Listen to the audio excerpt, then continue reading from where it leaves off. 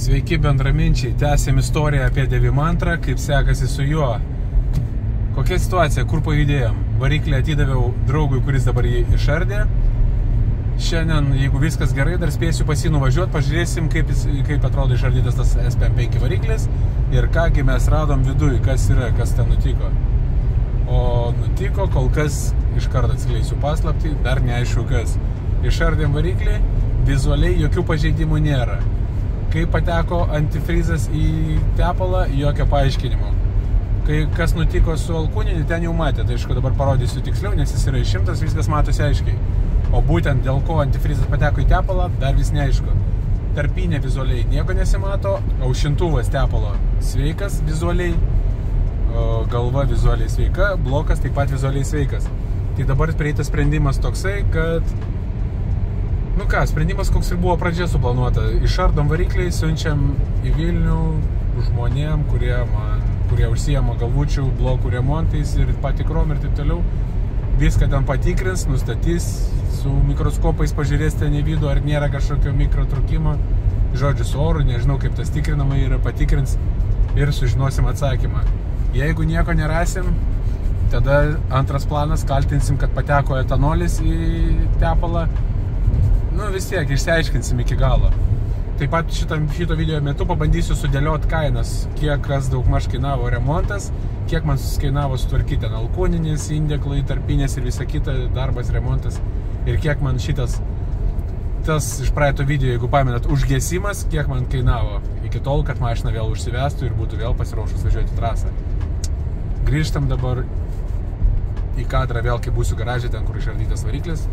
Jeigu bus geras apšvietimas, galima bus pafilmuoti. Tai ar jau atsisiuntėt programėlę Car One, kurią sukūrė Car Vertical? Aš kaip ir praeitam video rodžiau, ją turiu atsisiuntęs, ją naudoju ir ką man pavyko padaryti, tai parduoti pagaliau savo G30. Čia metų projektas buvo. Su ta programėlė spaudžiau parduoti automobilį ir ten aukciono būdu, žodžiu, kažkaip statė ir pastatė iki man tinkamos sumos, aš su ta suma sutikau ir pardaviau. Kviečiu jūs atsisiųsti šią programėlę, nes ji yra nemokama. Žodžiu, visų pirma, davai ją atsisiunčiam, QR kodas yra čia, ją pačiai metu linką, kaip ją galite atsisiųsti.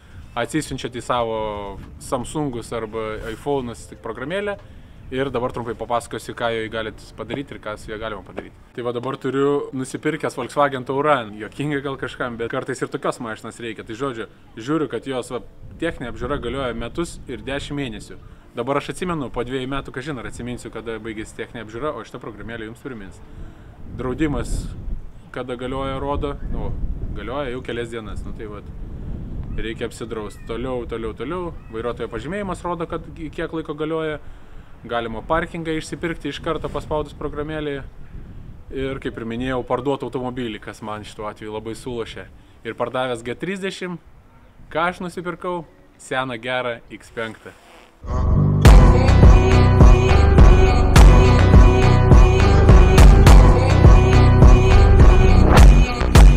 Žodžiu, programėlės visų funkcijų dar neišvardinau, bet programėlė ateityje tobulės ir bus geresnė ir, jinai jau dabar yra reikalinga ir naudojama visų. Tai aš nežinau, jeigu neturi, kodėl tu jos dar neturi. X5, apie X5, tai bandysiu jų susikrauti ir savo, kad būtų į varžybas nusivežti automobilį. Man turėjau jau kažkada tokį, man visai patiko, labai patogi mašina. Patogi važiuoti, kuro sąnaudom gal nelabai patogi, bet pažiūrėsim, galbūt pafilmuosim, kaip ją atstatom, jeigu įdomu. Parašyk komentarą, jeigu įdomu, pafilmuosim, kaip atstatom. Tai va, atvariau į garažą, kur viskas yra išrinkta ir visai įdomiausias dalykas visas yra tai aišku alkūninis, kuris yra va šitas indeklai prikepę šitie ir va šitie. Tai va, visi kiti yra gražus, tvarkingi, čia viskas blokai yra gražu, tvarkinga, čia galva yra irgi išardyta jau. Viskas tvarkinga, viskas kaip ir ok.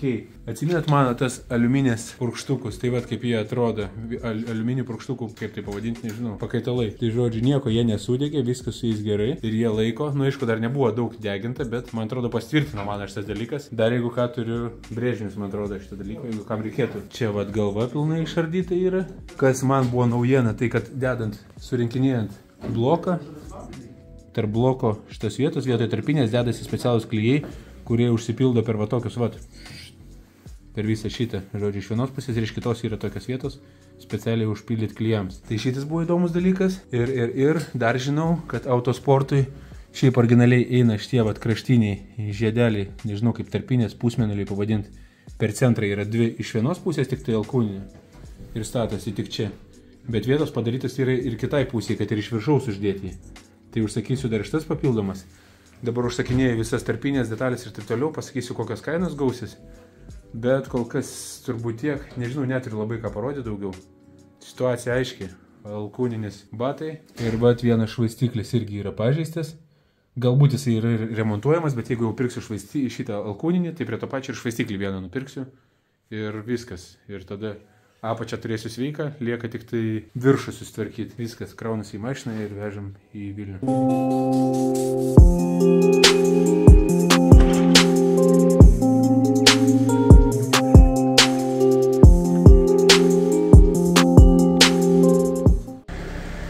Variklis supakuotas, išsiunčiam ir laukiam gerų žinių.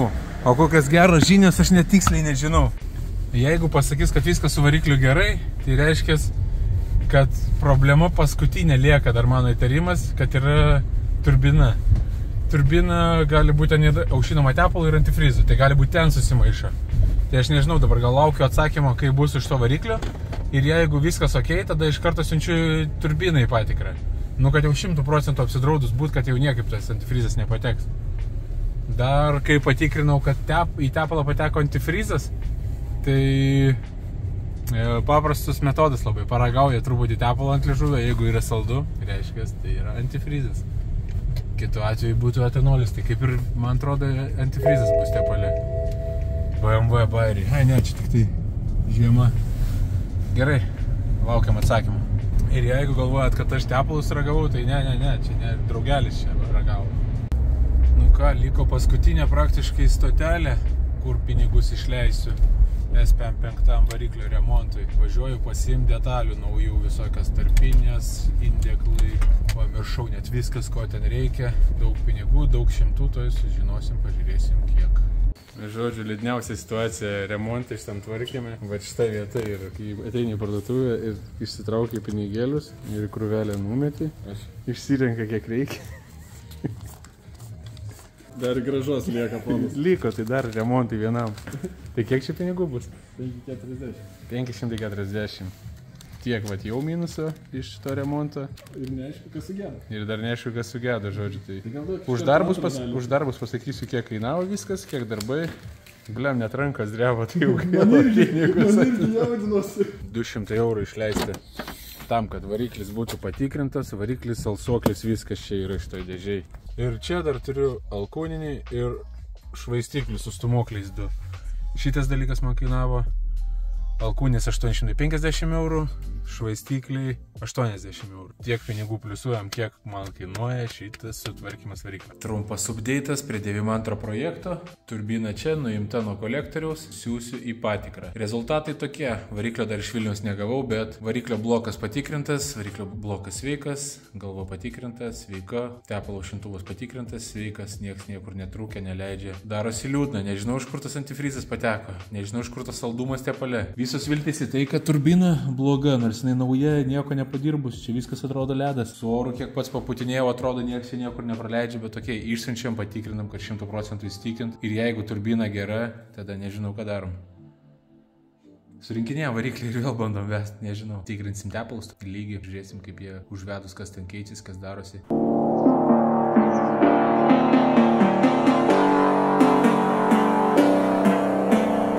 Ką, žiema baigėsi, grįžtam prie senų gerų projekčiokų. Ta, metam šoną dabar lauk ir grįžtam prie šito. Šitas daug įdomiau.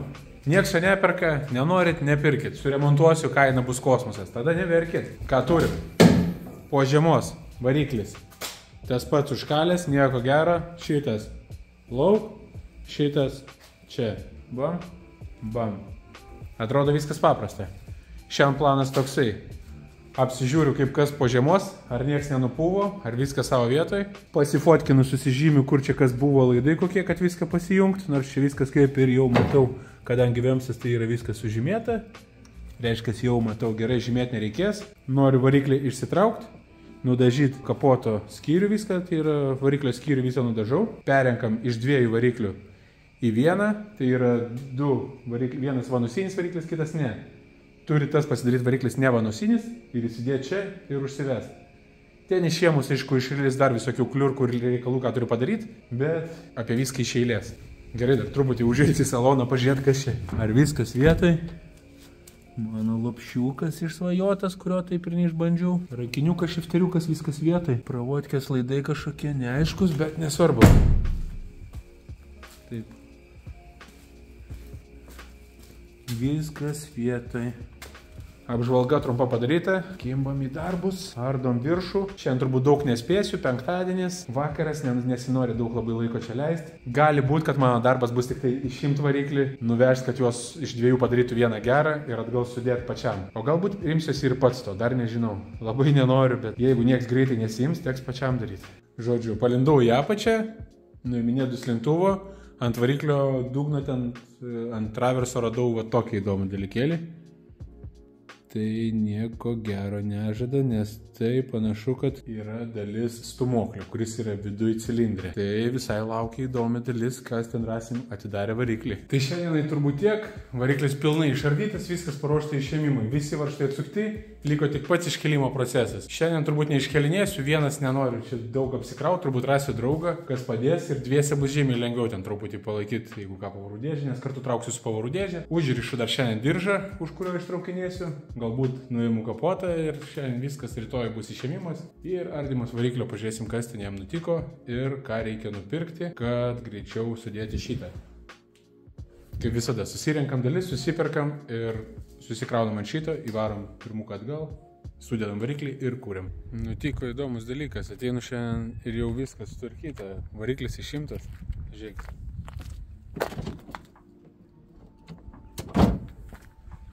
Kažkas per naktį variklį išėmė. Vėms tai pravodkės. Variklis. Tai situacija tokia. Variklis išimtas, išardytas, nu dar ne visai išardytas dar. Liko galvas nuimti. Velenėliai turbūt keisis kartu su šitais dangteliais.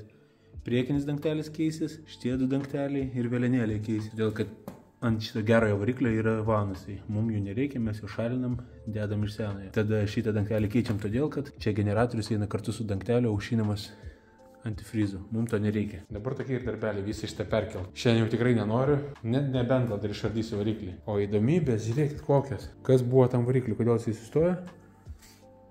Kuku.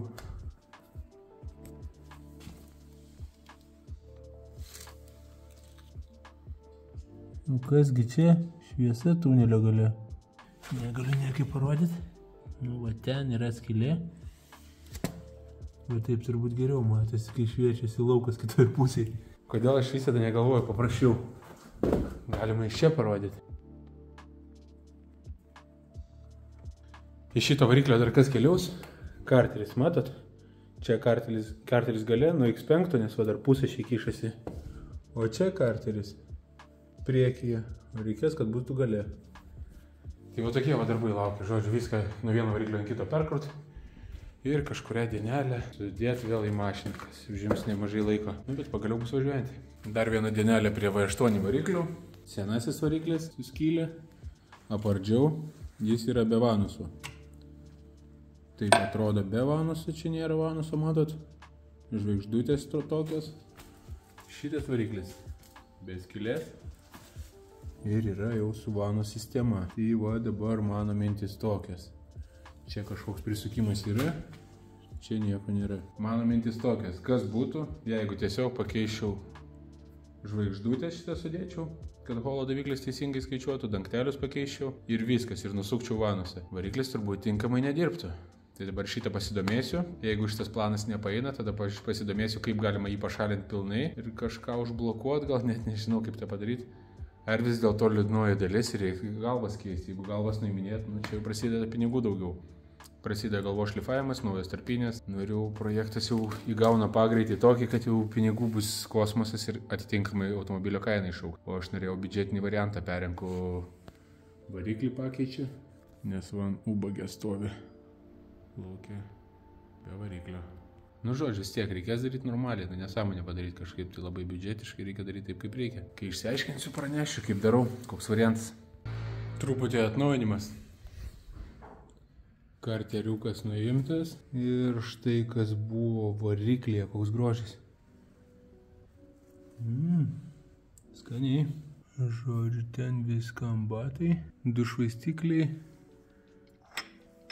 Alkūnis padegęs. Dabar darbas yra išsiplauti šitą, nes šitie dėsis ant to variklio ir nusimti nuo to karterį. Ir apačia bus paruošta, o dėl vanusų kyla mintis palikti vanusus, bet pastatyti ir užfiksuoti tokioje pozicijoje, kad taip lyg, kad būtų be vanusinis variklis. Žodžiu, užfiksuota bus ir turėtų veikti kaip be vanusų. Tokia teorija, o ar tai veikia, pabandysim. Tai apibendrinimas turbūt būtų toksai, kad yra pirmukas, kuris dar vis, kaip matot, išrinktas. Ir jį surinkinėjau vien tam, kad jį galėčiau parduoti ir kad kažkas nupirktų ir smagiai su juo važinėtų, nes aš, kaip ir minėjau, yra paslaptis, kraunam kitą bolidą, tai vat parodysiu, kas ten per bolidas. Čia išdalžysiu variklio skyrių, įdėsim tą variklį, užvesim, bet dėja šitam video nespėjom jo užvesti, tai reikia jau išleisti ir nieko nepadarysi.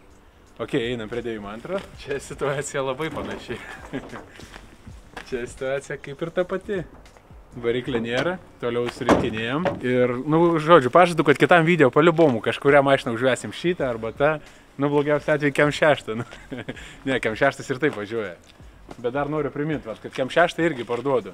Jisai tinkantis street klasiai. Tai kodėl nepaėmus tokio 2.5 kupo su geru kėbulu, neskaitant to, kad jisai truputį parudijęs. Turbūt gana reklamų, pasubscribinam kanalą ir palaikinam šitą video, kad greičiau sekantis išeitų ir užvešiu kurį nors iš tų bolydų.